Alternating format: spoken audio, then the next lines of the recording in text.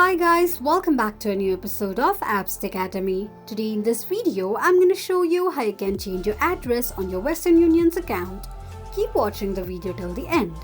To change your address on Western Union's account, firstly go ahead and launch open any web browser of your preference. On the search box at the top, type in westernunion.com and make a search.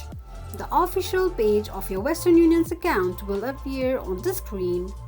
Log into your account using your login credentials and the home page of your Western Union account will appear on the screen. Click on Menu on the top right corner of the page.